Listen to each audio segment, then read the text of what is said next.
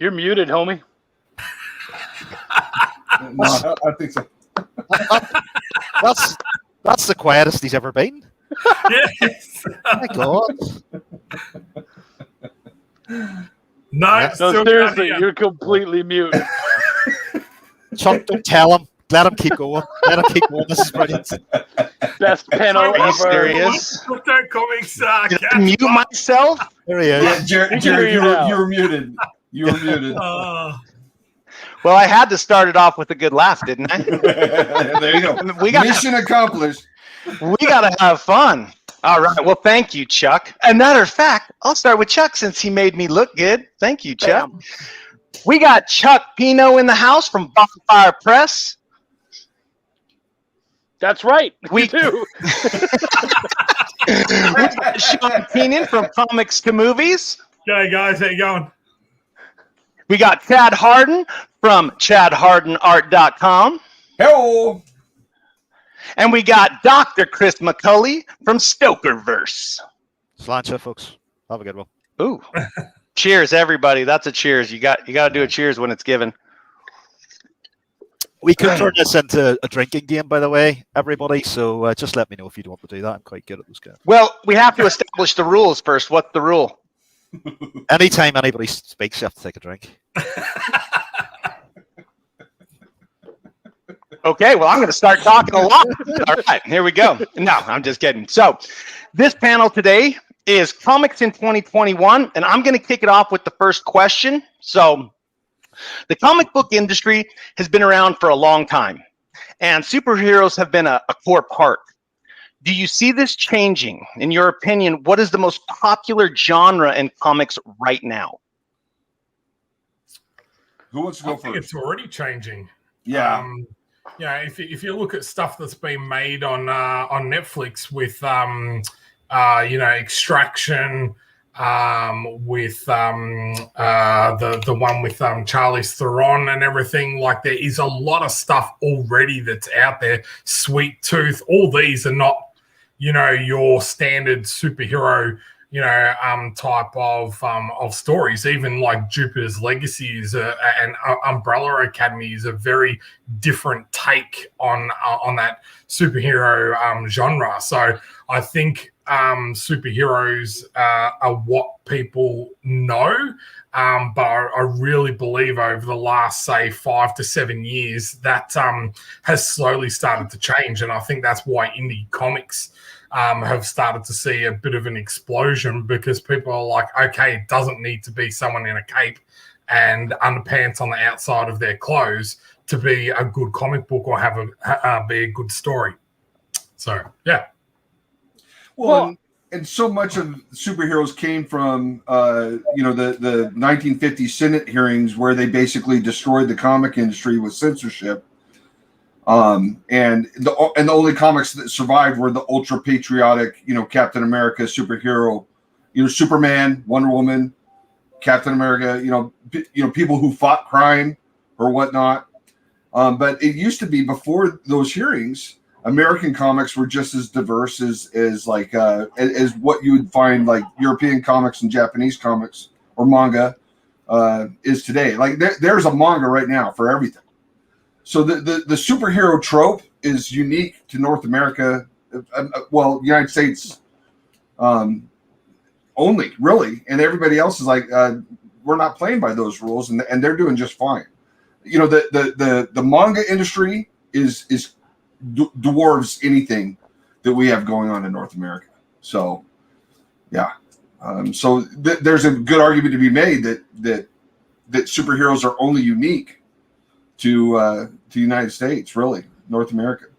Well, but even to go further into that, really, if you're talking superhero comics, you're mostly just talking the big two guys. Right, like exactly. Marvel and DC, yes. If you look anywhere beyond it, like, I mean, Image is almost strictly not superheroes. And if they are superheroes, it's under it's specific people who are allowed to do it.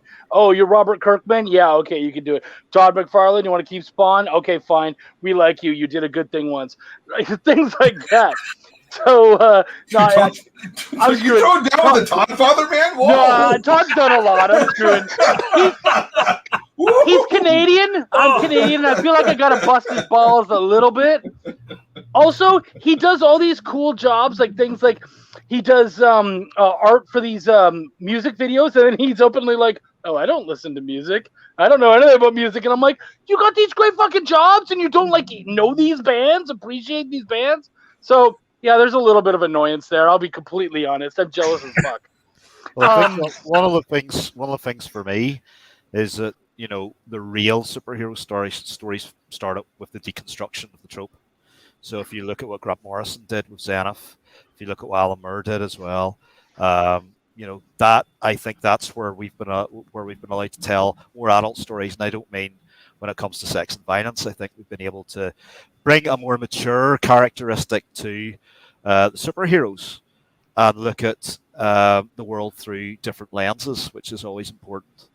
But what we're discussing here is the comic book industry is known for superheroes, and I do think it is moving away from that. I think it's all about good narrative now, and the exquisite synthesis between the written narrative and the artistic narrative.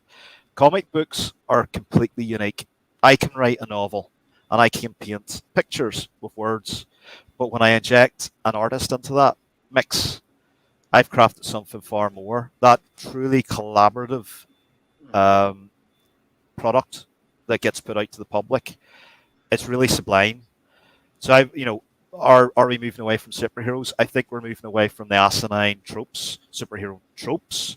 Yeah. But I think people are embracing more the deconstruction of the superhero that began with UK writers, and then as the American publishers started to steal them away from 2000 AD, and they were stolen away from 2000 AD. And they were brought into DC and Marvel. I think we've got a lot more. We've had more interesting narratives and more interesting character design. Yeah, I'm thinking. Also, we're seeing a lot more mixing of genres. Like, to say that one genre is prevalent is kind of funny, because so many of these books now you can look at and you're like, it's a crime horror western, it's this and that. Like, there's so much mixing, and so many times people will grab 1, 2, 3 genres, try to shove them together and create something wholly new. I will say, though, that more and more I'm seeing horror as a genre that is stepping up a lot more, and that we're seeing attached to, as one of these subgenres more and more. Horror seems to be a big one, which normally isn't one that I necessarily jump for, but I've had to edit and write a lot more horror than I ever have before, and that's because it really is getting out there. Seems to be one of those genres as well, horror, that translate a lot easier to film.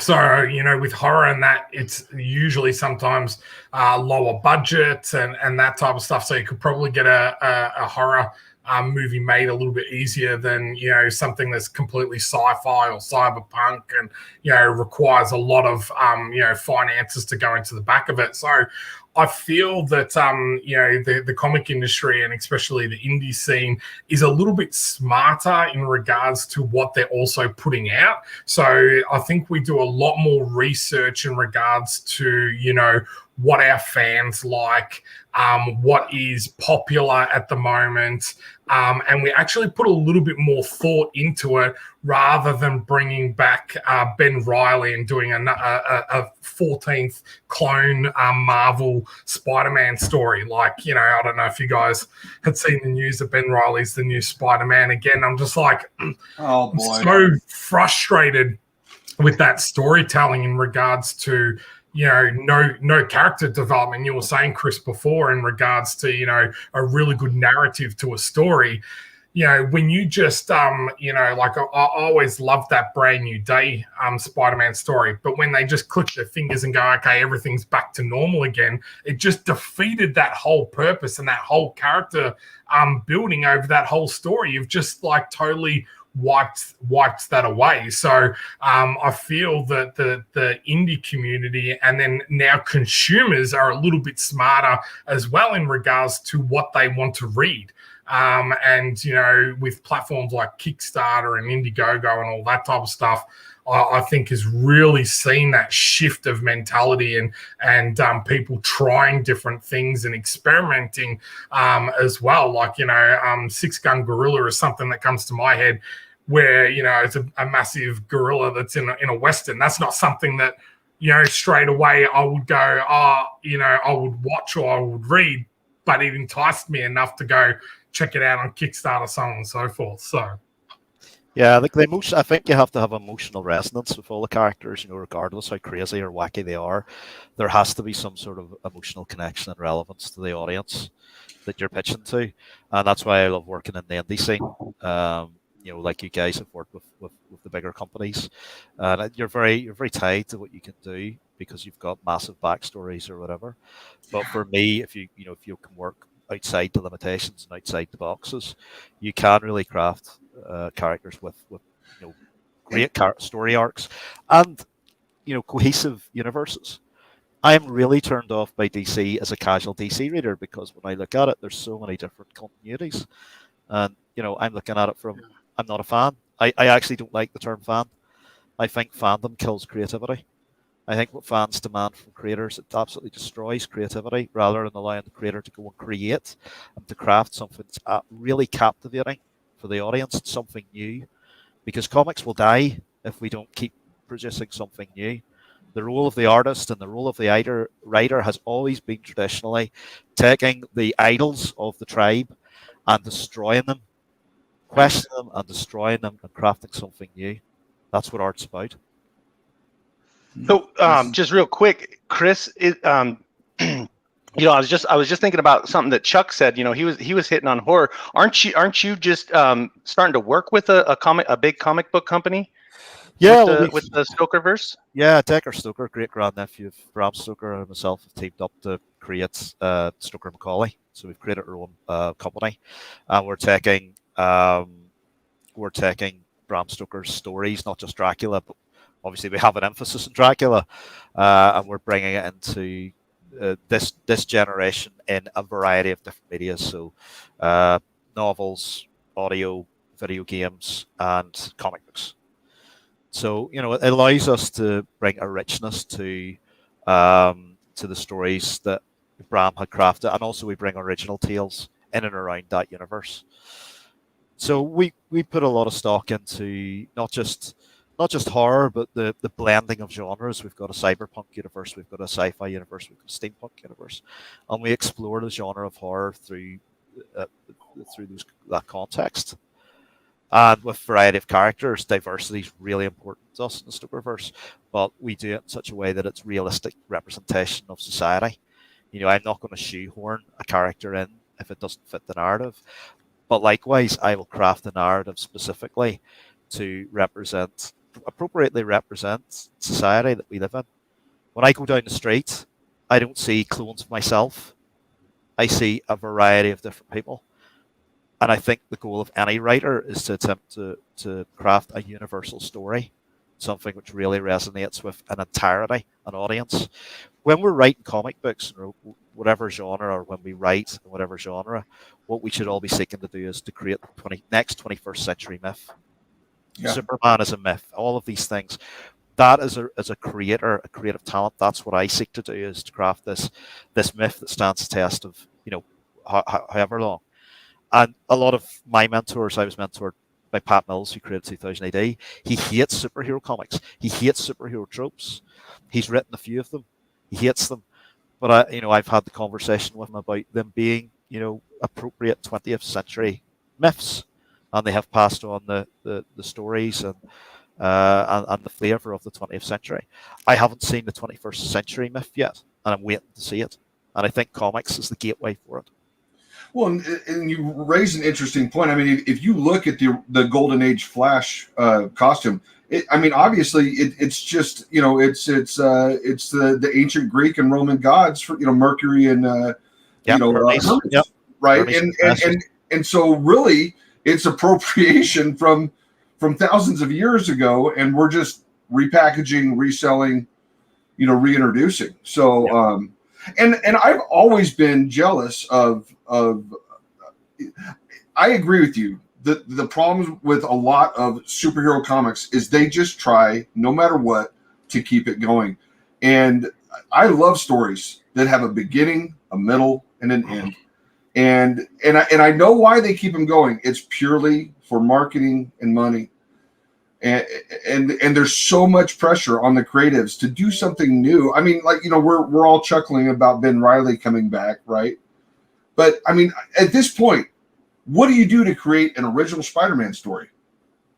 What do you do? I mean, we have 100 years of Superman at this point, almost. I mean, we're what, a couple of years shy, but for the most part, it's like, what can we do? I mean, we've killed them. What can we do to make these characters interesting? And I think a lot. I like stories that are self-contained.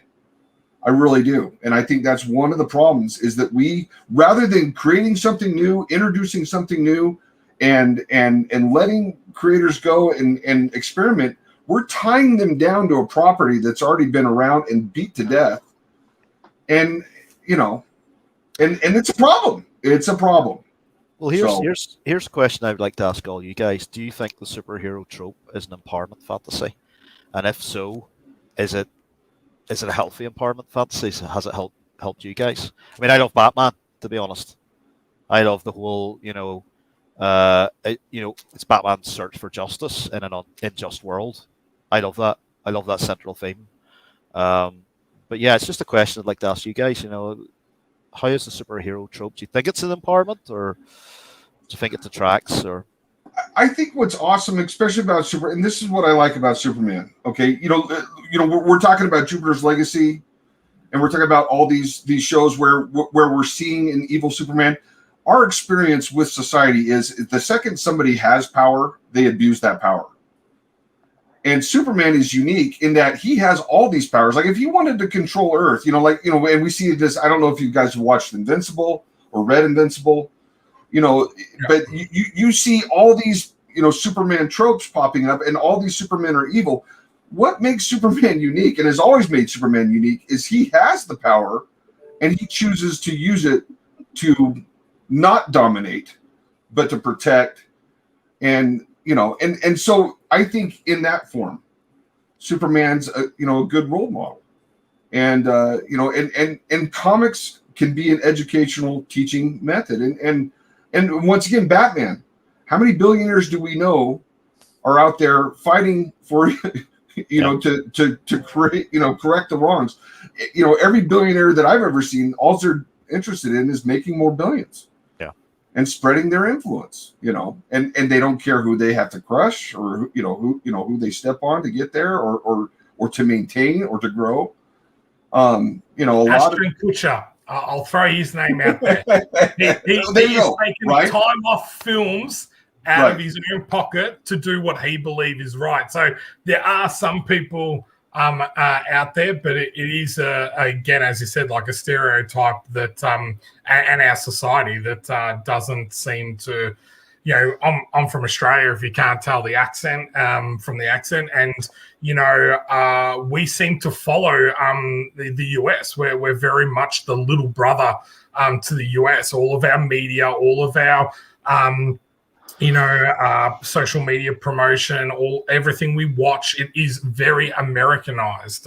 Everything we do seems to follow America. So, I'm a big X-Men fan. That's what got me into comics, and I do find a lot of the themes that ran through the X-Men about being treated as unfairly and unjustly, and that is very much a theme through my own book in XET. It's just around cloning historical figures. So you touched on that mythology. I've always been a mythology fan, so my idea of reintroducing that to this audience was bringing those characters into the 21st century. So XCT. So you can see on that cover there, I've got Medusa and the frost giant out of Norse mythology and all that type of stuff. So and then putting that my own twist on it in regards to what we believe from stories compared to what the actual truth was, and how that can get twisted and skewed over time and everything. So I definitely believe superheroes and everything have their place, but I do feel as the market is moving away from that. Is that what you were going to say, Chuck? No, what I was going to say is so by the way, everybody, you're asking really good questions. I'm not sure we're going to have time for all of them. I want to address them all. We're going to take the time, Chuck. Okay, good, because there's been so many times where I'm like, I want to talk about that. I want to talk about that. Like, I agree with. So I've been thinking the same thing, but right, this last one that you brought up, where they were talking about comic books as TV series, I'll be straight with you. It's another gimmick in my mind. I don't think it's going to work. You want to really make a change to Marvel and DC? Here's my suggestion.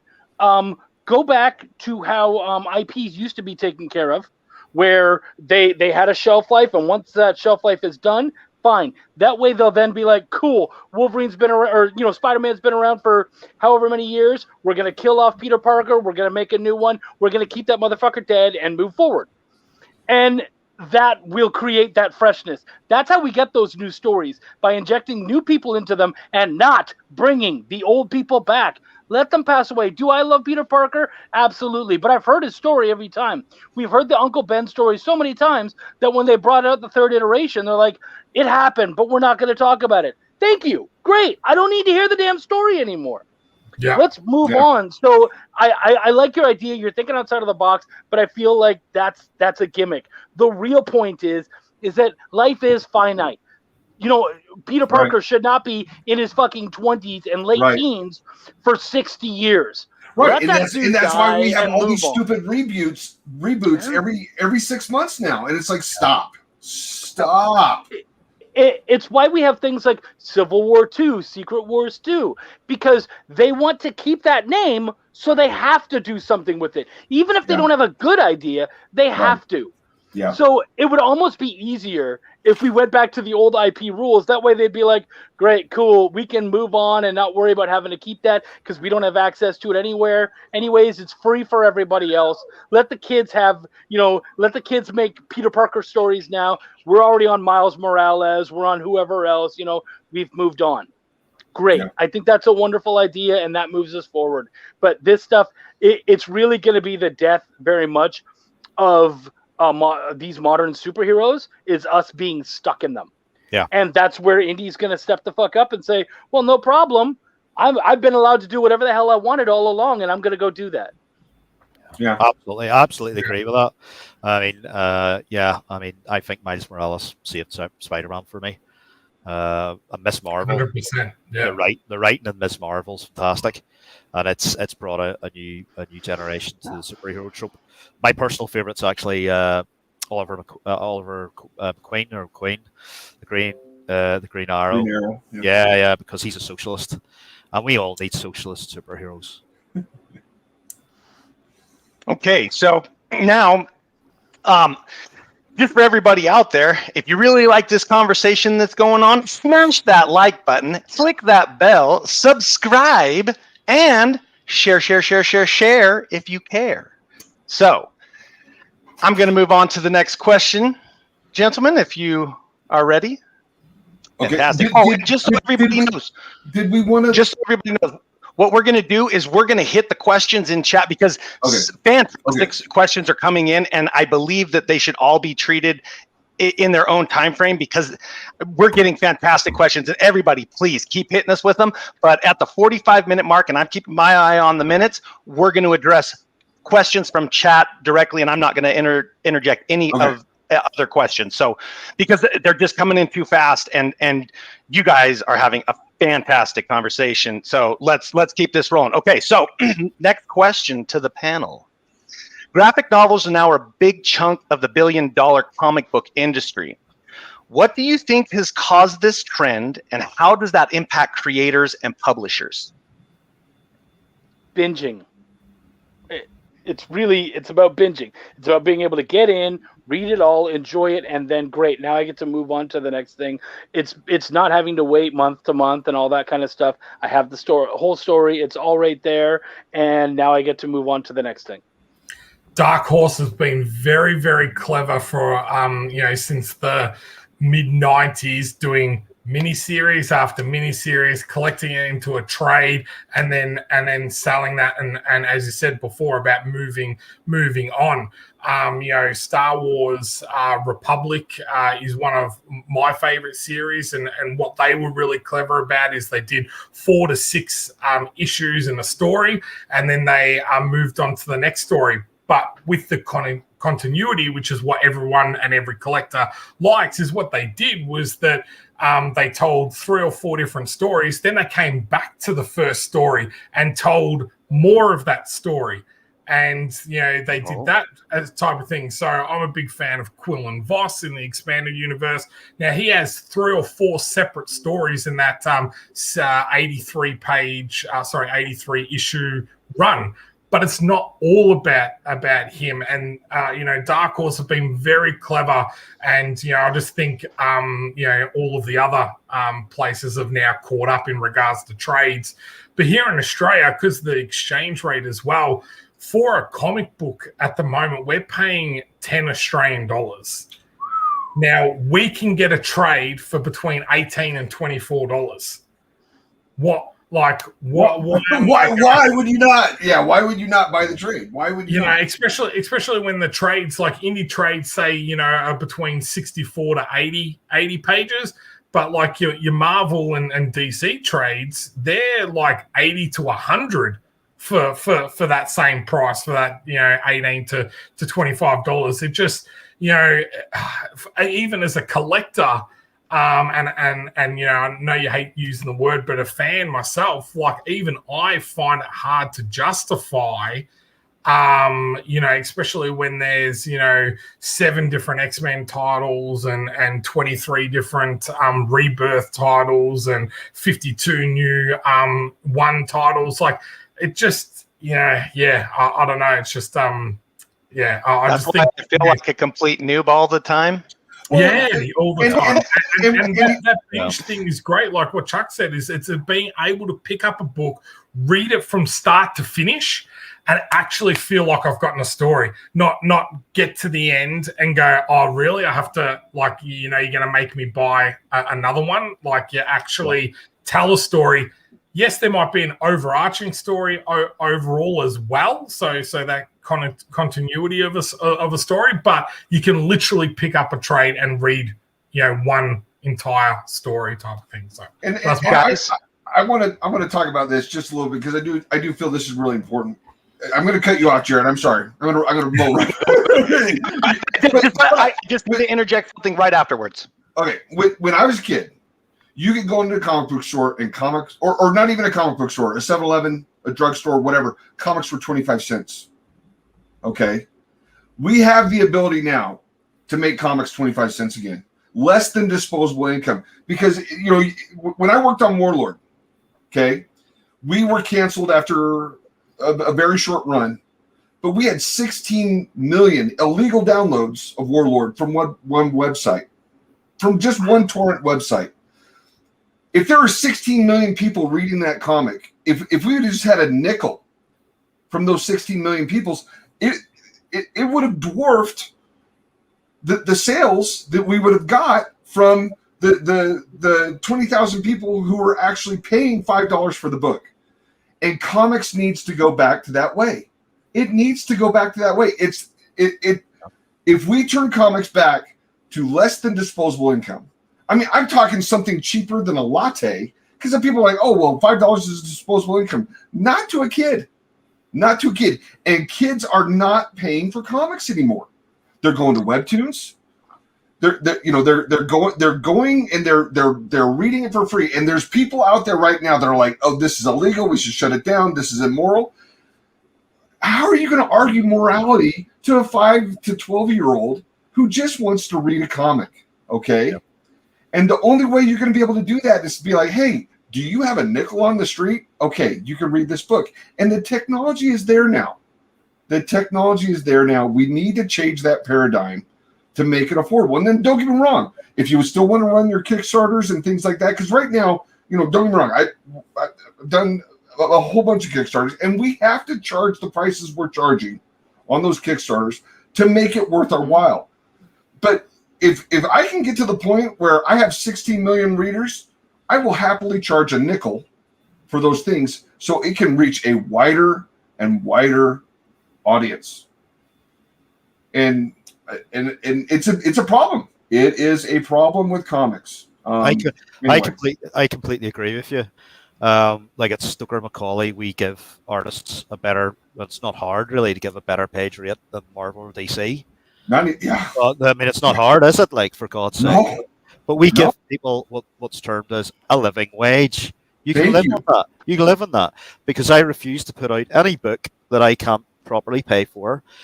Whenever artist works on my stuff, I feel privileged, because there's a partnership, there's a collaboration there, there's something that's very powerful. You're taking my words and you're turning it into something, and I keep using the word because it's artistically sublime.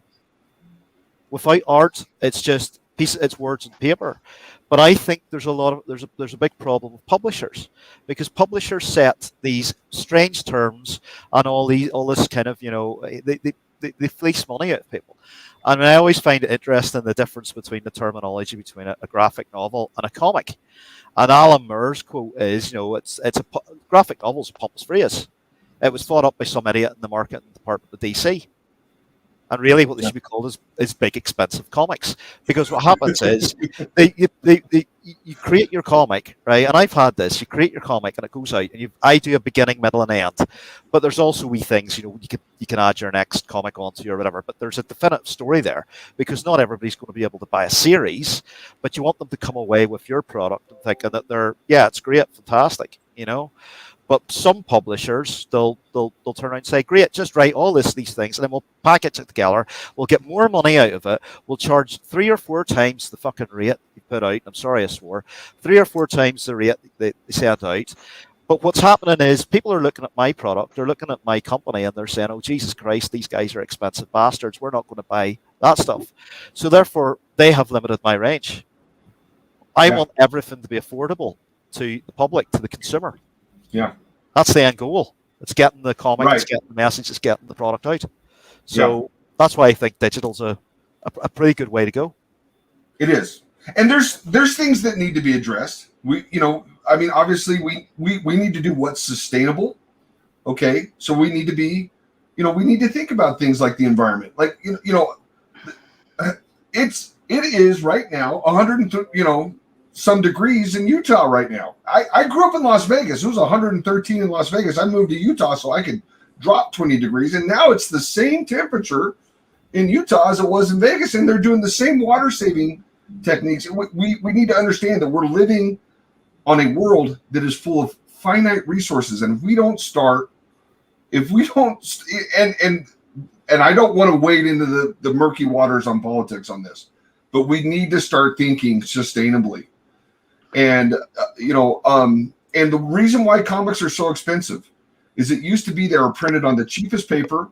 There was a million forests out there, and and the reason why a lot of comics are the prices they are now is that's how much they cost to make. As someone who makes comics and sells them on a Kickstarter, I know exactly how much that comic costs to make, and I know exactly how much I have to sell that comic for in order to do something, like you said, to pay the people that are working on my team a respectable wage. Has a publisher ever said to you guys, how much can I pay you to ensure that you guys are able to pay your rent, you're able to pay your heat? It's Thunderdome. You got to get in there and fight for it. And but never have they. But digital. We can start making digital sustainable by switching the way we're doing things. I mean, right now, one of the biggest arguments against NFTs right now is how bad they are for the environment. It doesn't have to be. It doesn't have to be. We just need to abandon the current way we produce energy and switch over, and then all of a sudden this becomes a non-issue. But right now it is an issue. But there's work that needs to be done, but we need to get our collective ass together and do it. Speaking of collective asses and issues, I do need to bring this to everyone's attention. we unfortunately said something on Facebook that has got us, we believe, shadow banned because our comments and shares are being suppressed. So anyone who is enjoying this on Facebook, know this. And if you guys go over to YouTube /Crypto Comics Marketplace, you'll have a better chance of actually being a part of this discussion with these fabulous attendees. So I just wanted to get that out there. Sorry. No. I'm feeling guilty for all the F words. This happens to Chuck all the time. It doesn't happen that often. That's the thing. I have a Facebook show and I never get shadow banned. It wasn't the swearing. It's actually something that we did yesterday. It was a panel that was supposed to follow this panel. I won't say the name because we believe that the name is actually what got us shadow banned. I just wanted to let all the viewers out there know, if you are on Facebook and you're trying to get comments in, they're reducing it immensely, and I do have people on the tech side actually following this for us. So that's the advice that they gave to me, and they wanted me to get the word out. So everybody out there, if you are using Facebook, jump over to YouTube at Crypto Comics Marketplace. It's right there on the screen right now, and that's a better place that you can actually engage in these conversations. We will be reading all the questions. We really want to go through all the questions because this is the greatest opportunity to actually have such insightful people a part of this discussion. So I just wanted to get that out there. Also, smash that like button, click that bell, subscribe, and share if you care. So awesome. All right, continue. Sorry about that, guys. What's the next question? Because I think we all kind of derailed. Another question. We got time for another question. I knew I was going to derail it. I'm so sorry, but No. You know, it's fantastic that so many people are really, really jamming on this conversation because of you guys. So I just want them to know that to be a part of it, we're trying to get the word out. So that's all that was. I'll move on to the next question. All right. Many classic and popular novels are being remade as comics or graphic novels. What do you think about this trend, and what book would you love to see as a graphic novel? I think this trend is a financial trend. The biggest part with any new comic series is about curating and gaining an audience. If you're able to put something else, and Darren does this really well with Tidal Wave Comics, if you're able to put something out with a person or celebrity or something like that already has a large platform, 100% you're going to get more of an audience.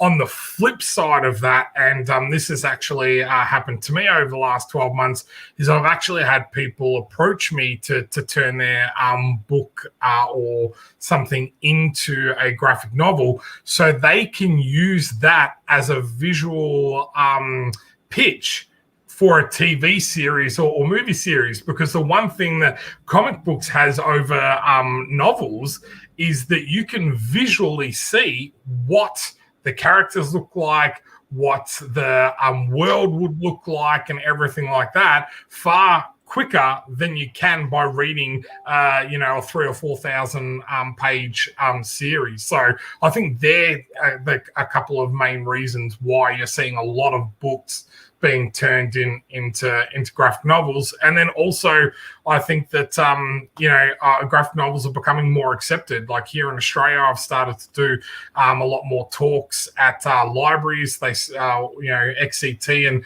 Terra Olympus is in over 150 libraries here in Australia. 5-10 years ago, you'd be struggling to find a graphic novel or a comic in a library here in Australia. So that whole mentality and breaking down that stereotypical comics are for kids and are not educational and are not able to use to teach kids things, I think that mind shift has really changed, and that's why you're seeing a lot more of these things. I can jump in because this is exactly what I've been doing with Decker Stoker with the whole Dracula thing. I don't want to be retelling Dracula as it's been seen before in endless comic books, graphic novels, whatever you want to term them as, because there's so many good, there's great products out there that have told the Dracula story. What I'm bringing and what Decker's bringing, which is quite unique, is that we have the original opening of Dracula and we have the original ending and parts in between that never been seen before. But the Stoker family have the original manuscript of Dracula, and that is going to be reproduced for the first time in graphic novel format. Now, before Decker met me, that was going to become a novel. And I said, well, why would you want that to be a novel? Okay, I know the literary form is the classic home of Dracula, but let's look at graphic novel format. Let's look at the visuals. Let's look at how we can provide an enhanced emotional connection to the audience. The Dracula that we're also bringing is that it's the original Dracula. It's not the Bela Lugosi Dracula. It's not the Christopher Lee Dracula. It's the Dracula that hasn't really been seen for 124 years. And it always shocks people when I say that Dracula is not a sophisticated, suave, aristocratic gentleman. He's quite old, he's quite haggard, and he has hairy hands. And the hairy hands bit always catches people. Our artists are drawing the hairs in the hands. But there's, and I'm not counting the hairs in the hands, by the way. They're just hairy hands. But I think that is an important part of preserving literary history in a new medium. But we've got countless depictions of Sherlock Holmes stories or whatever, and if something is in the public domain, publishers love that because they'll pick that up for free and they'll put it out there and it has an established name. So I'm not against graphic novel adaptations. I mean, that's what part of my company has done and is doing, but there has to be something more injected into it. Where possible, well, we've just finished The Virgin's Embrace, which is an update of Bram Stoker's, and I apologise for the original title, The Squaw. I do apologise.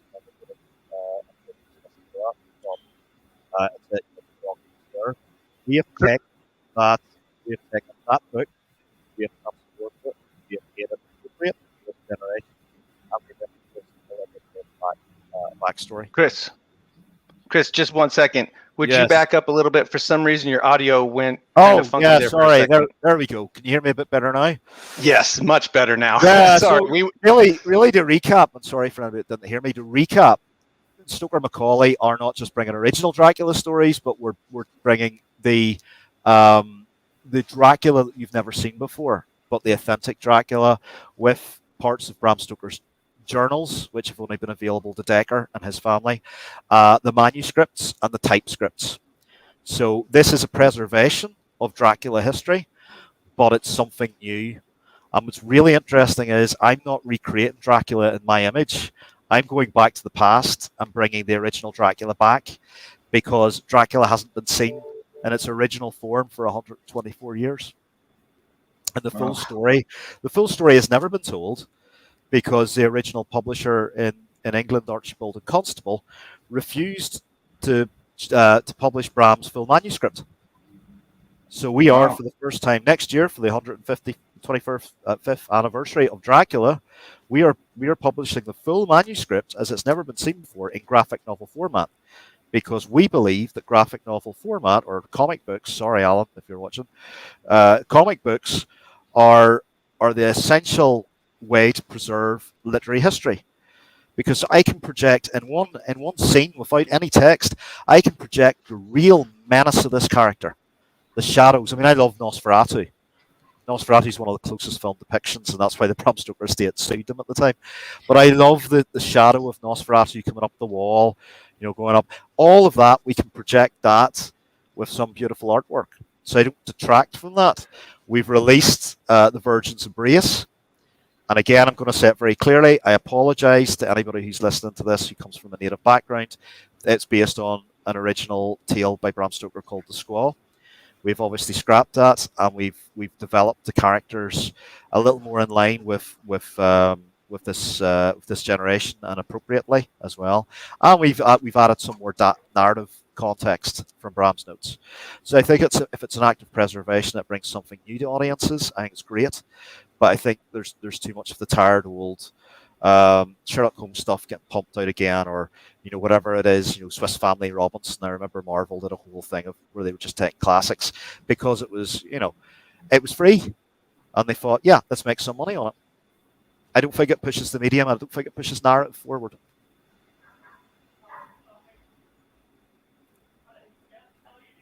Anyone? Okay, no, you guys lost your chance. You lost your chance. I'm not giving it back. That was fantastic. Profound. That was fantastic. So yeah, I don't want to try and follow that up.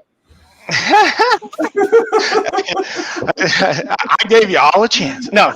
Okay, so one real quick thing. Everybody out there, it's badge giveaway time. So we are going, now's the chance, Chad. Okay, so we are going to give a badge away. And as we scroll down the page, if you go down to your badges section and put in "The future is now," it's been posted in the chat. The future is now. And boom, we have a free badge for everybody who wants to get up on their badges. We also have another badge that I'm going to give away a little bit later. It should have been given away at the beginning, and it goes along with the drinking game, which you all suck at, I've noticed. I'm doing okay. I'm finished. I'm done. No offense, but guys be slacking. But because y'all be talking a lot, and there's a lot of words going on. So, you think I'm slacking there?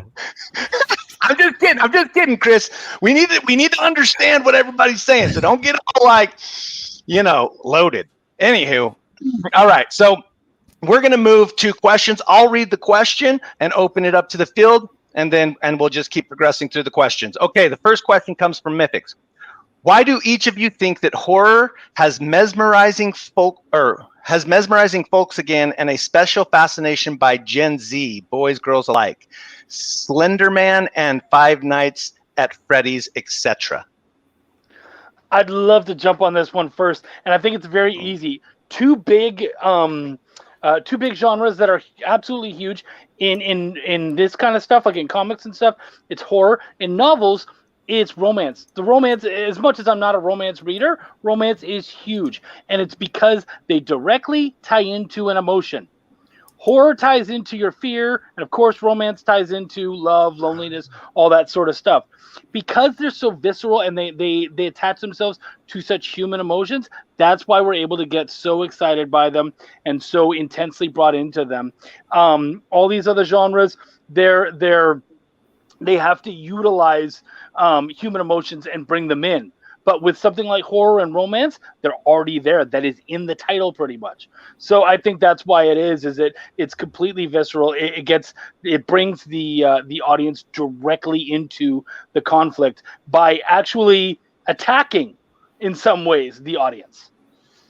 Mic drop, man. I don't even think anything needs to be said after that. Oh, yeah. I told you, I saw some of the questions and I was like, I got to fucking talk about that.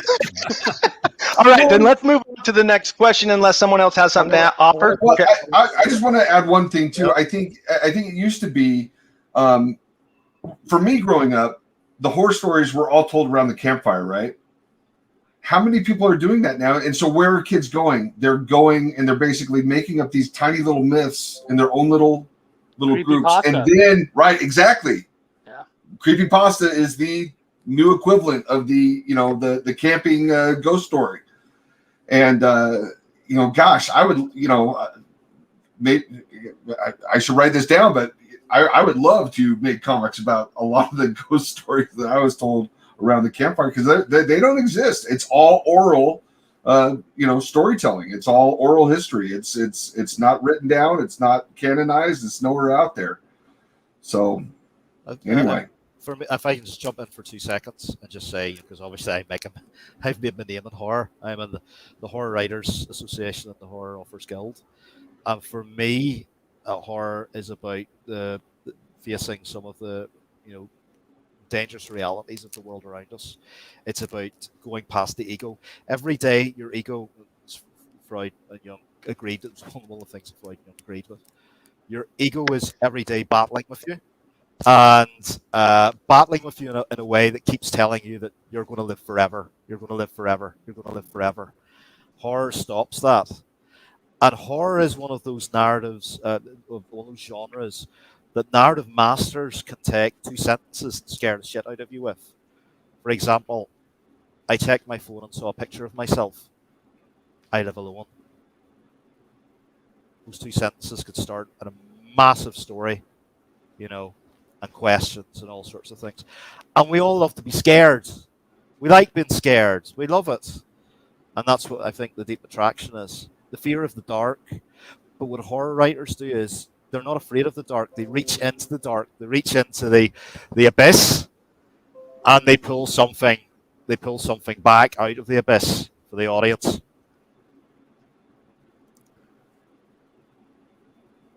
All right. That was fantastic, guys. Okay, I'm moving on to the next question from the Sunny One. Flinch question time. Favorite non-Marvel DC comic book film? Ooh, good question. Oh my gosh, there's so many. I love 300. I don't know. Oh, nice one, dude. That's a really good one. Now, whatever I was going to say will suck in comparison. Batman Returns. DC. Returns. Yeah. This is non-Marvel. You can't say that. No Marvel or DC. You can't be pulling them that easy comes from names the drinking, Doc. Let's see. I would agree. Probably 300. Yeah. You know, there's so many. Like I love Ghost World. You know, I love American Splendor. You know, yeah. I like. Yeah. Anyway. Who's that one with Keanu Reeves where he has the shotgun and the cross?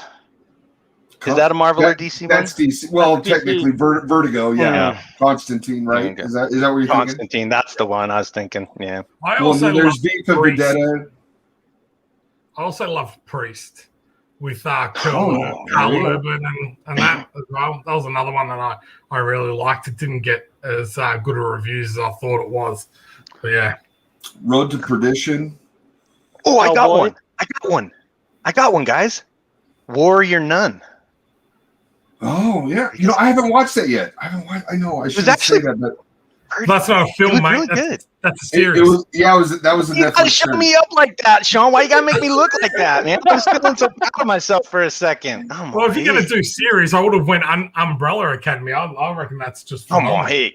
But yeah, that's not DC? Umbrella Academy is not Marvel. No. I mean, no. The Hellboy films were so beautiful visually. Oh wow. Yeah, I love Hellboy. Hellboy 2, The Golden Army. I'm a visual artist. I'm a visual person. So Hellboy 2, The Golden Army. The story can be absolute crap, and I will still watch it if it looks pretty. I know that's a horrible thing to say. I'm probably saying it in front of the wrong people. But what did you guys think of the newest Hellboy compared to the other two? Because I mean, they really it really changed. In my opinion, it went from oh really it's way different.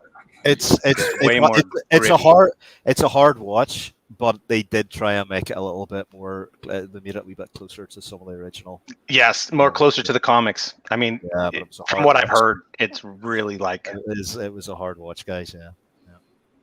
I'm not supposed to be on here, but none of you guys listed Tank Girl. That's DC. So that's DC. Tank Girl's DC. Sorry. Tank Girl is Penguin. DC bought Tank Girl from Penguin. Well, at the time it was DC. When the movie came out, it was DC. So that's why, yeah. Well, that don't count. Then. Don't count. All right, let's move on to the next question. What did you think of the Crisis on Infinite Earths 2020? Happy or sad? I haven't read it. Anyone? I'm not reading mainstream, and that's not an attack on mainstream. Usually that is. It's just like, I hate mainstream. No. It's just, it's not where my head's at. I told you guys earlier, I don't want to watch the same fucking character for 60 years. It's ridiculous. So I liked my X-Men. I've moved beyond them. They're not doing what I enjoyed, and that's fine. I'm not gonna shit on what people love, but for me, I've moved beyond all that. So I'm mostly watching the indies, and that's what I'm loving. And I follow artists. I literally follow artists. So if it's, sorry. Oh, we got a controversial one coming. I hope you guys are ready. Controversial question time. If you could make one AAA Marvel or DC character transgender, which would you pick and why? Interesting.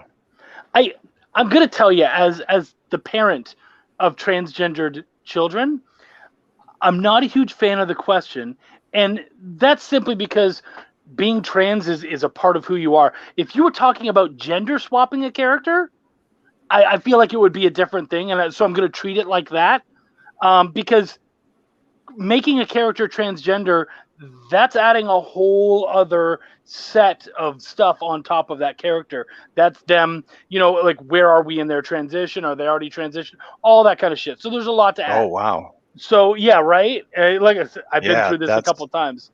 So for me, I'm gonna just change the question for myself to answer, and I'm gonna say, oh, gender swap. Oh, okay, cool. Then who would I most like to see gender swapped? Now I have to think about it. Because that one word, transgender, got me so heavy. You guys go and figure it out. I will be back with an answer very soon. Okay. Anyone else? I agree. I would rather create a character than just change the character. I think that would be important. So for me, I couldn't answer that either. I would far rather craft. And you know what? This is what I want to do. I want to craft characters for transgender people. I want to bring transgender writers into the Stokerverse and have them craft characters. So no, I can't really answer that one myself. Yeah. I figured it out. Oh, sorry. Go ahead, Chad. Well, I was just going to say, and I think a lot of time what happens when things like that happen in comics, there's uproar because sometimes comics are just comforting to people. I did a panel one time, and this was the most profound experience that ever happened to me in comics, because I generally view what I do is nothing more than escapism for the most part. I mean, don't get me wrong, I take a lot of pride in my art, but for the most part, for me, comics was escapism. I was taught a lot of morality through comics and by my fans. But I had a fan that came up and severely disabled, and the compliment he gave me was, for 30 minutes I get to forget that I'm in this wheelchair and be a part of the world that you're creating. And so people, they get attached to things the way they are, and then when anytime someone comes in and changes that dynamic, there's a resistance to that change, not because they're against the message or anything in that manner, but because they feel like there's just something new added that's unexpected, and people don't like that sometimes. Sometimes they don't like that. And it's why we see the resets in Marvel characters and things. So I agree. Let's create something new, and let's make it. And what a powerful story to tell. Has that ever been? To my knowledge, has that been done yet? If it has, it hasn't been. It hasn't been widely available or publicized, because I'm not aware. I mean, have we seen a story like that yet? I know of one comic for sure. It's a detective with a dog. Kind of looks like Snoopy, but I can't remember the name of it. But that's the only comic I know of. And I could be just completely ignorant because I'm just not aware. I mean, I'm sure there's millions of comics out there, and I've only read 10 of them. So I don't know, but that would be a story I would love to read. That would be a story I'd love to read. The art is fantastic. from this person who did this comic. I can't remember the name of it, but it has a big dog and then a transgender detective. Well, it's fantastic. Here's a follow-on question. Sorry, Chuck, go ahead. No, I was just going to say from my view, I've got a family member as well that's gone through, and I think the biggest thing that we don't do a lot of time is that, yes, comics are escapism. That's what I use a lot of it for and everything like that. But there are a lot of emotions attached to transgender, to homosexuality, to all these type of stories that sometimes as a straight white guy that you need to just kind of stop, like you are with any other story, do a little bit of investigation, and then approach a story with some sort of knowledge and respect and care. And it was quite interesting. Like, I've got Lowe's on, who's one of my main characters in the story, and we've tried to portray her as quite a strong character and everything.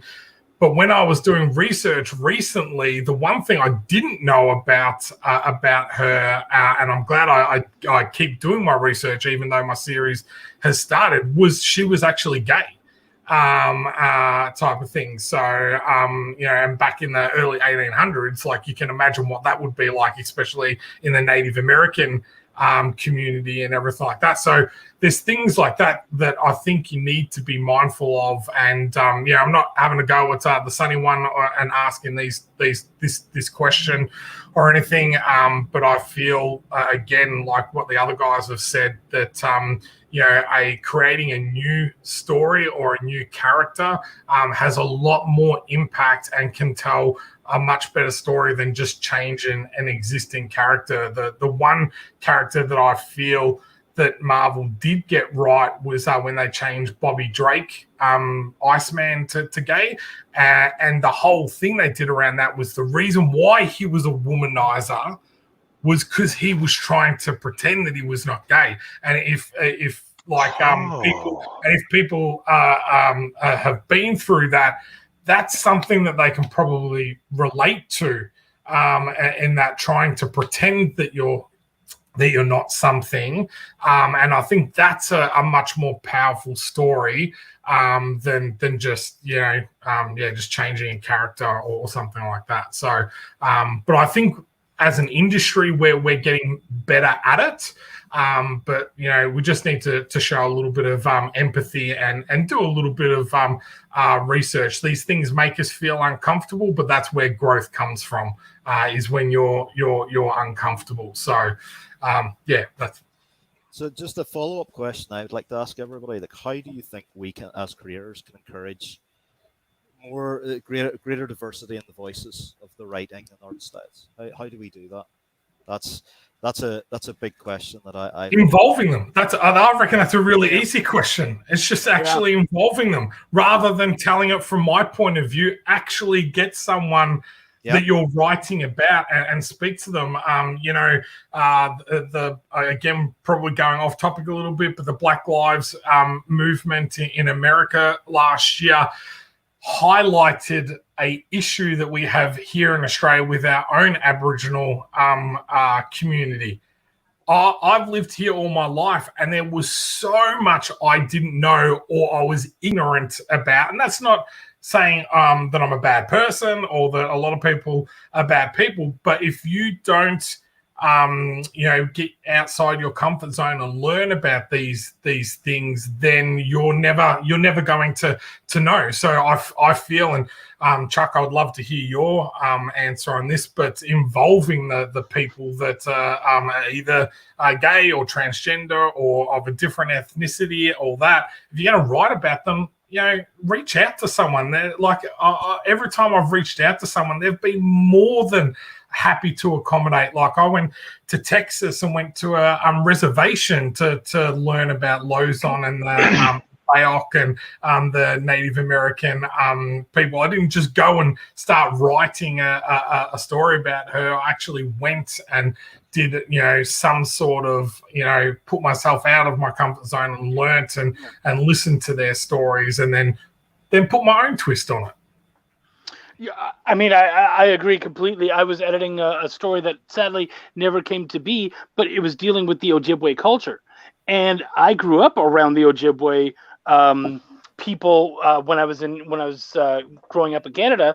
And so I got in touch with a bunch of friends and close family members and whatnot who are Ojibwe, and got to talk through certain aspects of the culture, what they wanted to see, what they felt was important and needed to be out there. When we had an idea, we would say, what about this? They'd be like, well, we don't actually believe that. Oh, great, cool. What do you believe?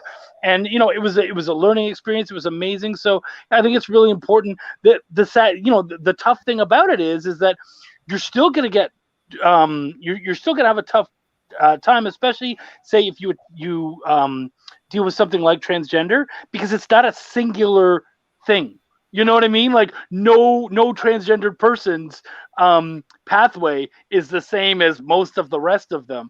That when people use that shitty term snowflake, it's kind of true in that they're also, we're also different. And the way that people have come out and the way they've had to deal with all of this stuff, it's so different. So in that way, it's true, and you can kind of hold that close. So yeah, man, it's a tough one. I think having sensitivity readers is huge. Yeah. So you go and get people who are in that culture, who have been a part of that and whatnot. Talk to them. How do you feel about this? How do you feel about this as a representative? I was working on a book. Actually, I'm working on a book right now, and the guy said, "Yeah, this character is non-binary." And I said, "Really, what you want to say is that their sex is not their gender or sex is not immediately noticeable," and that's what they wanted to say. But the problem with saying non-binary is that at some point you might use that term, and it's being used incorrectly, and it was a villain. And you don't want the one villain you have to immediately be transgendered. That's not what they're hoping for. Transgendered people have been used as villains so much, and I'm sure they're fucking tired of it. So to have one character that's transgendered in your story and for them to be your villain, that was an issue. And the writer was like, "Oh, you're right. I just wanted us to not use, know the sex of the character because it's like a cyborg." And I was like, great, then just don't show the sex of the character, and people won't know one way or the other, and that's fine. We're good with that. Like, it's a secret. It's not a statement. Yeah. And I'm going to, you know what? Thanks for answering my little sub-question, because there's so much wisdom in what you guys have said. This is exactly what I'm actually trying to do. And I just want to say that the Sunny one, that's a really good question, because what you've done is you've brought progressive diversity into the conversation. 100%. That's really important. Although we couldn't answer it in the way that maybe you wanted us to, we're being open and honest. But just thank you. You've basically brought something into the debate that needs to be there, and that voice has to be there all the time in comics. So thank you. And I just want to add, that is fantastic, because representation is a big, huge thing that needs to be brought into comics. And I actually just got the privilege of doing a show for Pride Month with an LGBTQ plus group, and that was a big point that they made on the show, was they would like representation. And I thought it was such a simple request. And so heartfelt, representation. So your guys' answers are incredible. Thank you so much for that conversation. Thank you so much, Sonny, for that question. Real quick, before we move on to the next question, Chad, unfortunately, his internet is down 100%. He's trying to get back on either through his phone or trying to figure out what's going on. That's why he dropped suddenly. So hopefully everybody put positive energy towards Chad, that his internet will just kick on suddenly. It'll happen. I promise. So that, and hopefully Chad will be back with us. Real quick, guys, smash that like button, click that bell, subscribe, and share if you care. So, everybody, let's move on to the next question. Question 2. Whoa, man, this guy's yes. All right. Money resources aren't an issue. What property would you love to turn into a comic series? I already know everyone's answers. We're all indie creators, so we're all gonna have our own projects that we're going to want to. So I'm sure that none of us are, and I'm not. If I'm answering for you guys, please call me out. But I think we all have our own properties that, if money was not an issue, we'd be like, oh, great, cool. I want to do this passion project and really invest everything that I possibly can into it. I think that, for me, that's the answer, but I'm betting that my compatriots here will have similar answers. I'm going to disappoint and say I'd play in Star Wars Sandbox. Oh, you son of a bitch! You screwed me! You awesome bastard! I'm so sorry. It's I've written fan fiction and there's an actual really good fan film at the moment here in Australia called A Hand in the Right Blast, A Blaster in the Right Hand. Which is a Star Wars fan film. So if money was not an option and I was able to go to them, that is actually the sandbox I would love to play with. So I apologize. He's so mad. The whole show, and then I'm like, oh no, I'll go Star Wars. Because Star Wars doesn't have enough fucking money. You need to give them more. You. Oh. I worked on The Mandalorian. I can tell you, Star Wars is a lot of fucking money. Yeah. Anyway, so for me, it would be Mad Max or Phantasm horror series. Right? Sorry, we're completely fucking this up for you. No, it's okay. I have the right to be wrong. If you want to work in Mad Max, reach out to me after the show, mate. I'd love to do that. I tell you, do you know why I love Mad Max? I watched that as a kid in Northern Ireland growing up, and it just made so much sense.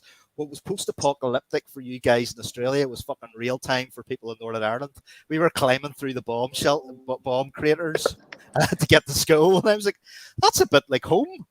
That's set in the future with crazy people like cars and stuff. That's all fucking real. But yeah. Okay, now, wait a minute, guys. Wait a minute. Nobody spoil what the conversation just was, because we're going to give the question to Chad and see what he says, okay? So nobody say nothing. Okay, Chad. Yes. Can you hear us? Yes. Okay. Can you hear me? Yes. Okay, so it's 2-1 so far. We'll see if it equally divides. Okay, so here's the question. Money and resources aren't an issue. What property would you love to turn into a comic series? Well, isn't that what we're doing as self-publishers?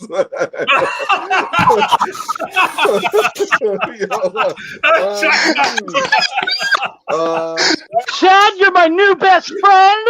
I'm sending you Christmas cards. I'm naming a kid after you.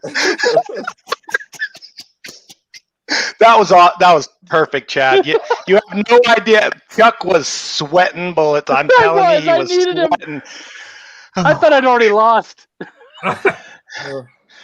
Oh, hold on. I got a question. Thank you, Rose. Jared, on the schedule, it's branding at 9 with David Lilly. Replace what's happening at 8 p.m. So there was nothing at 8 p.m. What happened was we had an issue with one of the attendees for the 9 o'clock show. And so we had to do some really, really, really fast creative work behind the scenes and actually develop a show to replace it. So that's why we have the branding at 9 with David Lilly and Fry. So, sorry, guys.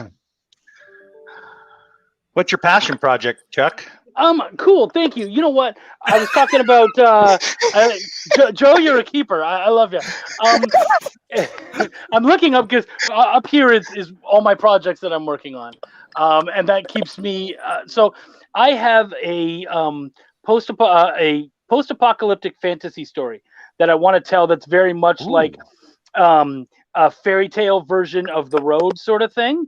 And the thing about it is that so I talked earlier about how my kids are transgendered. My oldest child ran away from home at the age of 16. They were being brutally made fun of and whatnot, and so they ran far away. And my wife and I ended up having to drive 21 hours to go pick them up. And that journey was so cathartic and also enjoyable somehow, because my wife and I, we get along very well, and we made the best of an incredibly shitty situation.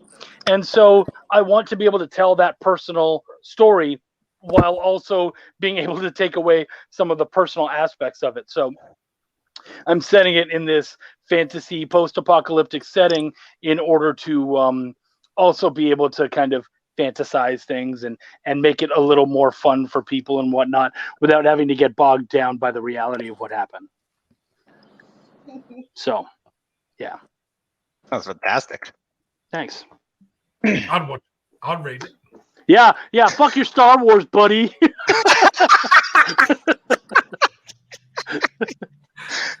Okay, we are going to move off of the chat questions and back on to the panel questions, if you guys are okay with that. And everybody, cheers.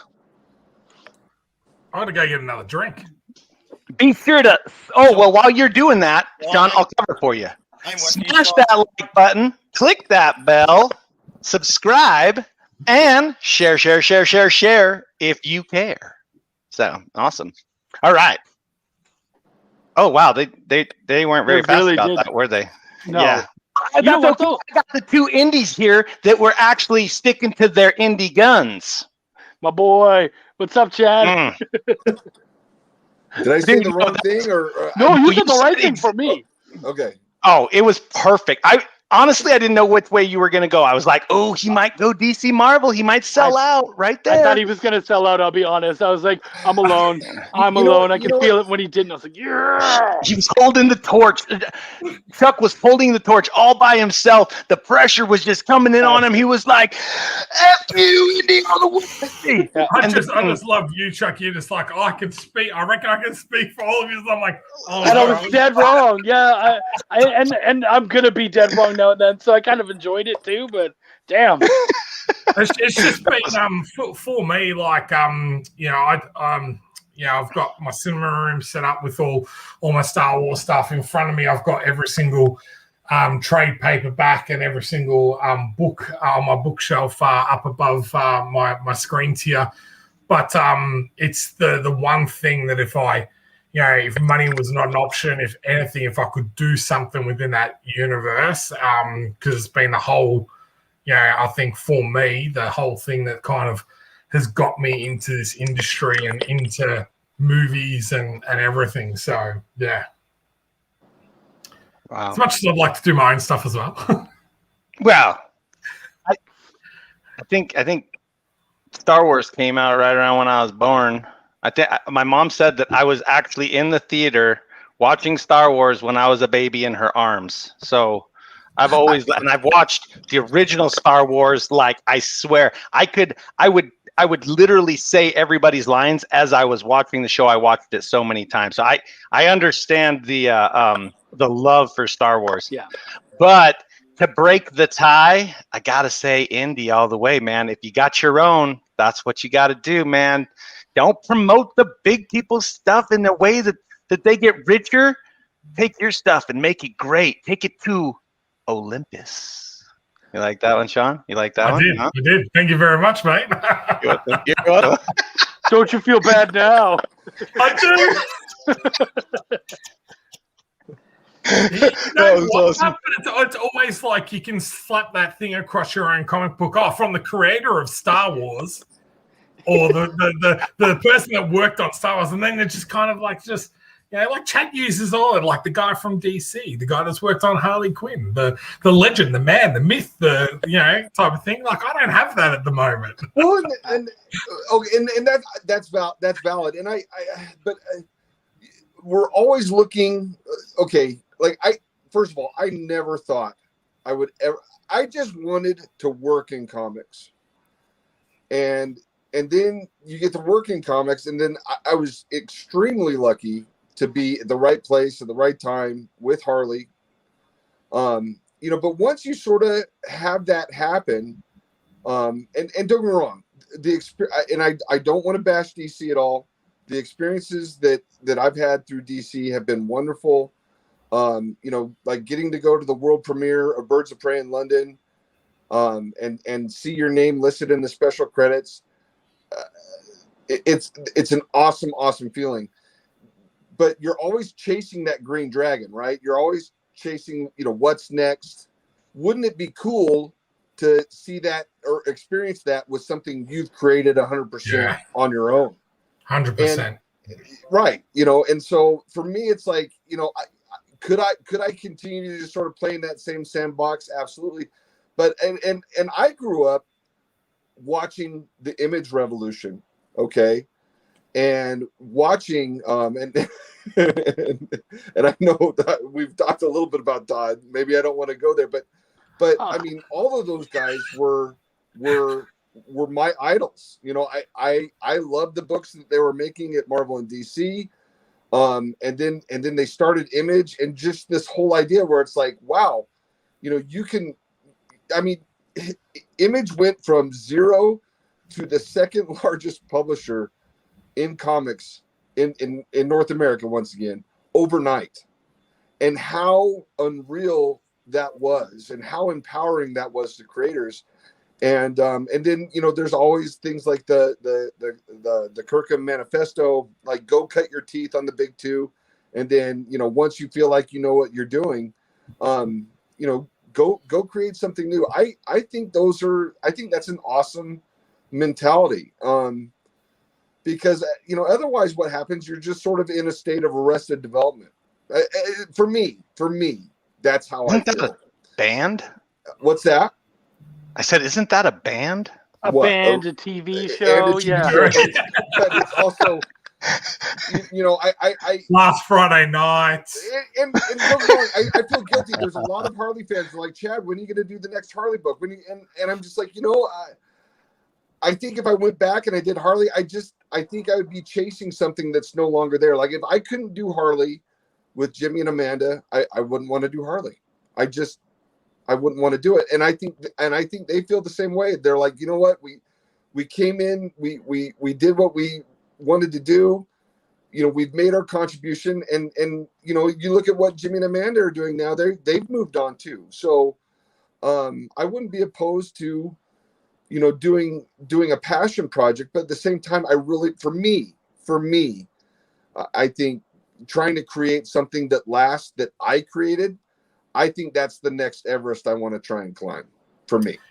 I do find it interesting that I feel like Kickstarter is trying to get a lot more creators to do what you're exactly saying in regards to pulling some of those big names away from the big two, saying come to our platform, you've already got an audience, and create something yourself that you own yourself. And I think Kickstarter in the next couple of years, you'll see a lot of big name people coming to Kickstarter and bringing their audience. Well, and I think the reason that's happening is because when Image did that with the artists, the big publisher's answer to that was, okay, well, let's pull the emphasis away from the artists and let's put it on the writers. And now the writers are doing it, and the big two are like, well, let's focus on the characters and not the creative teams at all. So, I think that's what I think a lot of that's happening right now, where they're really trying to de-emphasize the large conglomerates are trying to de-emphasize the creator contribution and really just focus on the characters and the properties. And it de-incentivizes creators to pour out their best efforts in these endeavors. So that's me. That's how I feel. You're right, mate. Actually, in the UK comic scene, for years they didn't put any credit panel on at all. No credit panels, nothing. And that went on to the 80s, and until I was very lucky to have Pat Mills as a mentor, but Pat stopped all that, and Pat started to credit creators. One of the most important things that he told me on my journey was, you're going to start off with franchises. You're going to learn, you're going to cut your teeth in franchises. But what's going to happen is, from that, the natural progression of any writer, any artist, any visionary is to craft something unique and new that hits the market. We've all been given a dream, guys, and folks out there listening, you've all been given a dream. We've actually touched on that, about the dream of being an artist, the dream of being a writer, the dream of working in comics. There's going to be a lot of people out there, even when you get into comics, that won't believe in your dream. It's okay that they don't believe in your dream. That wasn't given to them. If you have a story to tell it, get it out there. Cut your teeth on whatever you can. I started working on Judge Dredd. It was a brilliant experience. I loved it. I tried to bring my own unique flavor to it. But you're always constrained. But if you have a story to tell within you, get it out. That's the important thing in comics or books or audios or whatever. Get it out, because that's what your duty is. That's what your calling is as a creator. Yeah. And look at what we wouldn't have if people hadn't done, like ElfQuest, Teenage Mutant Ninja Turtles. Yeah, Look, I mean, and it used to be, Teenage Mutant Ninja Turtles was created because Kevin Eastman and Peter Laird were shot down by big publishers. They're like, well, hey, we're going to do this on our own. And look at what that's turned into. Anyway. And this is the ironic thing. There's a lot of times where, I've been in meetings where they're like, I've been told by marketing people where it's like, we want properties like Game of Thrones, we want properties like Lord of the Rings, we want properties like Harry Potter, but we don't want properties that are science fiction or fantasy. And I was like, what? Exactly. No, thank you. I was in this room and I was like, that's the dumbest thing I've ever heard. And I looked around to see, because everyone was just silent. And I'm just like going, am I the only one that thinks this is like, the dumbest? Well, I can tell you other things. But anyway. You know what, though? I see the same thing at conventions. It's hilarious. I see people walking around with like Ninja Turtle gear and whatnot and just being like, oh, you love the Turtles. And like, yeah, man, I wish I could have gotten that first Ninja Turtles issue before it became big. I was like, you can. It's on my fucking table. Like, it's in the artist alley. One of these guys, right. That title is going to could quite possibly be the next Ninja Turtles and could do that. And you're walking by. You're not noticing that stuff. But and I'm not saying it's me. That's such an egotistical bullshit thing to say. But one of those indies is going to hit huge, and you walked by their table. And I really, really, really would love it if that person was able to walk up to you and be like, this issue, which is worth $100,000, CGC 9.8, it was feet away from you and you fucking walked past. Yeah. So remember that next time you go to a convention and you see all these indies, man, check out what they're doing, because that Ninja Turtles you're talking about, it's out there. It's at your next convention. Yeah. And you walked past it. Yeah. That was well said. Yanked. I've said it before.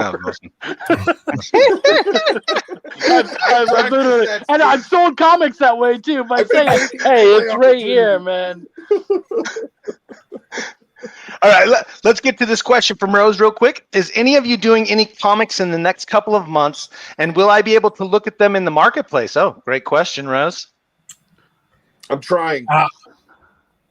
Well, I've got some stuff coming out, and I'm just in discussions with Jared. We're looking at maybe doing just our whole digital fulfillment exclusively through crypto, and the whole way. Our whole thinking around that is to provide our backers value again. So you can only get it from this place. There's only going to be a certain amount, so they'll be limited to a certain number and all that type of stuff. So we've got some issues coming out in the next couple of months. So we're going to have them up there, and we'll let people know more once we've done all of that as well. So I've got the sequel to Dracula coming out in comic book formats, and a few original horror comics coming out as well, with Scar Comics, UK distributor, and working with 2000 AD, bringing a few stories to those guys as well. And the answer to the second question is Jared and I are having a little chat. Aren't we, Jared? Everybody. We're having a little chat about it. Yeah, we are. We are examining the. We are examining. He's a chat hoe. Yeah, he's a chat hoe. We're examining the. Talk too much, guys. Do you really think I do? What? Hey, don't shake your head, Sean. You're supposed to say no, buddy. You got to make me feel good about myself. Well, personally, I see the worth in what Jared and his team are doing. I can see it. So yeah, we're starting. We are starting to talk to Jared about it. I'm not saying that I completely understand everything yet. I am.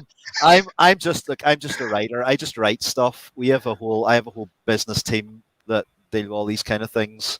And now I have a PA and a marketing guru who's watching this right now. So Kate, if you're watching this, but we're all very impressed with what Jared and his team are trying to do, because if you can make comics affordable, and if you can bring them to, I love the idea of a swap shop, as we used to call it in the UK, where you can trade comics and it's all about reading as much as you fucking can.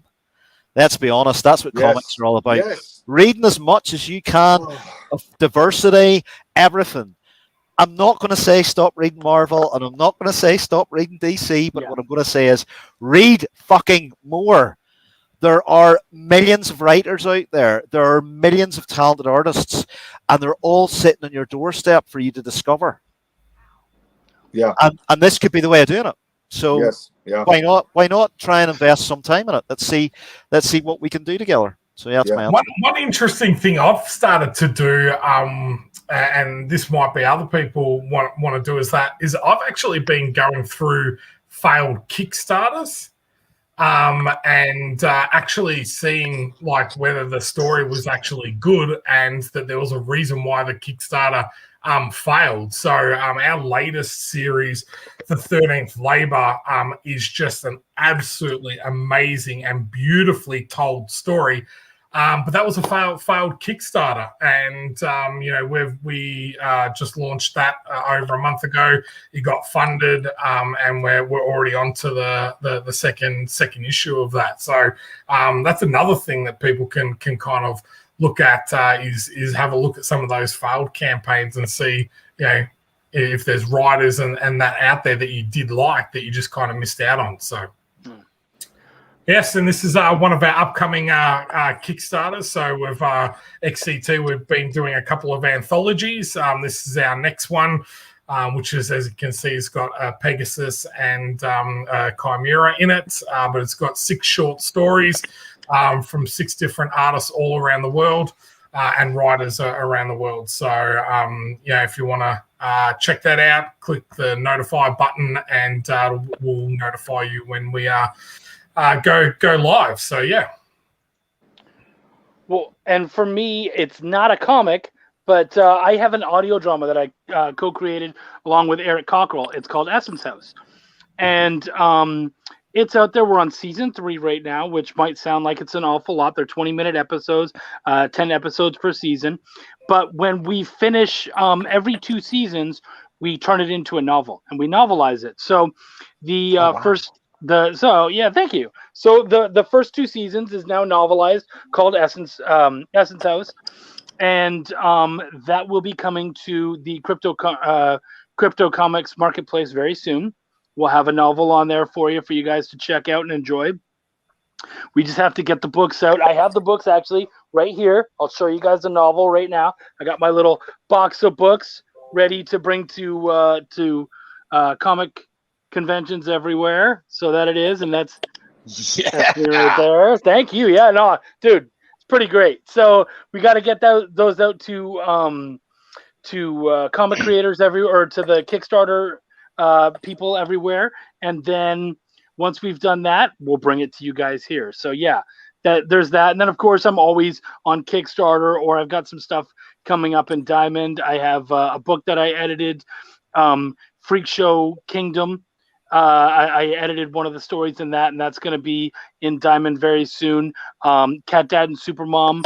The issue 1 was in Diamond earlier through Scout Comics imprint, and now next month we're going to be putting issue 2 onto Kickstarter, and then after that it'll be going into comic shops. So yeah, I got some stuff going on. It's been really great, terrific ride. Well, I have to take my hat off to you, Chuck. I've written a few audio dramas, and they're very different to write. Did you like comprise the cast and stuff together, or was that kind of done with? So with that, what we did is we just decided, I can't afford the cast and all that kind of stuff. So we have a single narrator who does voices. Okay. And so he kind of basically does it almost like an audiobook. Okay. And it was a lot cheaper, but it was actually one of the coolest things was at the end of episode 3, we had this really neat part where we had some lyrics used from a Willie Nelson song. And we got to the end of it, and all of a sudden, dude starts singing, and he's really good. We were like, "Oh crap! I can't believe this guy can sing." So that was really neat. But yeah, man, it's been an amazing experience. It's done really well. We're on all of the major podcast sites and whatnot. So yeah. Great. I love that because audio is a way of, again, like as a writer, you're inviting the audience to imagine. Right, and that you're asking the audience to participate. Jared, do you guys do audio sound as well? Yes, we do. How did we do actually. Our reader, because I don't want to give all of our secrets away, Chris. I got something new to tell you every time I talk to you, right? No, so the reader actually does have an audio feature, and it runs on the page. Right now we have about 5 to 10 books in there with really good audio. Some of them are narrated. Some of them have soundtracks. One has the creator actually talking through his thinking process through each page as you're going through. It's a really fantastic feature and adds a whole new level to the experience. It does, yeah. We had some fans take temerity and just took it upon themselves to do the audio for it. It adds so much, and once again, there's something that's available to digital comics that's not available to physical comics. So, yeah. Guys, yeah, and actually, I have to bow out. Obviously, I'm having technical issues, but I also have 2 daughters upstairs who are trying to take a final when the internet went out. So I need to go be tech support for my family. And I apologize. We are about to close. We are about to close because we're coming up on a hard stop. So perfect segue into that. I'm sorry, gentlemen. I did not get to all of our questions because you guys are so fantastic, and the chat has been fantastic. I just want to thank everybody who has participated with this panel. It has been extraordinary. I feel so privileged to be a part of it. My team feels so privileged to be a part of it. Thank you so much to everyone out there. And again, smash that like button, click that bell, subscribe, and share if you care, because these guys are fantastic and we need to get the word out. Indies are going to take over the world. They're going to save the comic book industry. It's going to be fantastic. So please, I'm going to give each one a chance to say goodbye. Chris? Oh, wrong. Chris? Bye, folks. It was an absolute pleasure to be part of this. Guys, reach out to me. Really enjoyed spending time with you. So thanks. Sean? Thanks for having me, and thanks for getting me to drink at 8 a.m. in the morning, Chris. I appreciate that. I wasn't going to tell him on the time, but hell, why not? So thank you very much, guys, and see you all soon. Chad? Thank you. Wireframe's powers activate in the form of an ice pencil. in the form of a fluffy cat. I did not plan that, Chad. I'm sorry about that. Go ahead, Chad. No, that was not me. Hey, but that was look, I've lost 50 pounds since that video. I'm working. So go ahead, Chad. Go ahead, Chad. No, that's it. That's it. I'm good. Thank you, though. Perfect. And Chuck. I'm waiting for the video to come up and stop me from talking. Thank you so much, guys. I really appreciate being here. Feel free to hit me up if you have any questions about editing or anything else. I'm always here to help. And yeah, check out my YouTube channel where I talk with other creators about creating. Peace. See you guys. Thanks for coming.